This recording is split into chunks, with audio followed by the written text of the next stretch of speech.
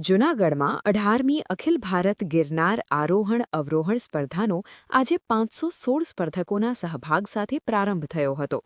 ભાઈઓ માટે અંબાજી સુધીના 5500 અને બહેનો માટે માળી પરબ સુધીના 2200 પગથિયા સર કરવાનો પડકાર હતો. સ્પર્ધકોની સુરક્ષા માટે સિવિલ હોસ્પિટલની 5 ટીમો મેદાનમાં હતી, જે ગિરનારની સીડીઓ અને મંગલનાથ આશ્રમ ખાતે તબીબી સેવાઓ પૂરી પાડી હતી.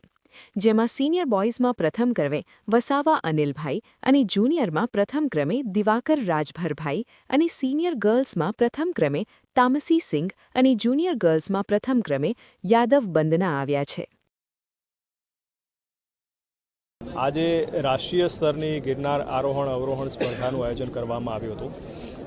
2008થી શરૂ થયેલી આ સ્પર્ધાનું આજે 18મું સંસ્કરણ હતું, જેમાં 516 જેટલા સ્પર્ધકોએ ભાગ લીધો હતો. આ સ્પર્ધા એ માનનીય વડાપ્રધાનશ્રીના ફિટ ઇન્ડિયા અને માનનીય મુખ્યમંત્રી શ્રી ભૂપેન્દ્રભાઈ પટેલના મેદસ્વીતા મુક્ત ગુજરાતના જે કોન્સેપ્ટ છે એને ચરિતાર્થ કરે છે. આ માત્ર ફિટનેસ જ નહીં, પરંતુ આપણી ધાર્મિક અને જે આપણી સાંસ્કૃતિક વિરાસત છે એને પણ સમગ્ર દેશ સામે ઉજાગર કરતી એક અનોખી સ્પર્ધા છે.